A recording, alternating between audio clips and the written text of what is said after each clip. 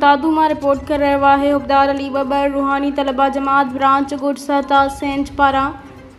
मंझाऊं यौम तासीस ब्रांच सरपरस्त ख़लीफ़ा प्रोफेसर रहमतुल्लाह कुरैशी ताहिरी जी सदारत हेठि मुनाक़िद कयो वियो, जंहिंमें ख़ुसूसी शिरकत जमात इस्लाहुल मुस्लिमीन ज़िला दादू ज़ोन 1 जे general secretary Ghulam Nabi Memon, press secretary Hubdar Ali Babar, मुआवन जनरल सेक्रेटरी ज़ुल्फ़िकार अली पंवर ऐं रूहानी तलबा जमात ज़िला दादू ज़ोन 1 जे जनरल सेक्रेटरी होश मोहम्मद चन्ना कई।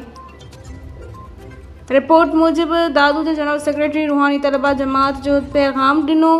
जॾहिं त तंज़ीम जी 6 निकात ते ग़ुलाम नबी मेमण गुफ़्तगू कई। आख़िर में ख़ुसूसी ख़िताब ख़लीफ़ा रहमतुल्लाह कुरैशी कयो ऐं 22-23 नवंबर ते मुनक़िद थींदड़ बैनुल अक़वामी सालियानो उर्स मुबारक हज़रत सुहिणा साईं जी दावत ॾिनी, जंहिंमें ख़ुसूसी ख़िताब ऐं दुआ महबूब सॼण साईं जिन किरण फ़रमाईंदा ऐं आख़िर में दुआ ख़ैर सां महफ़िल जो इख़्तिताम थियो।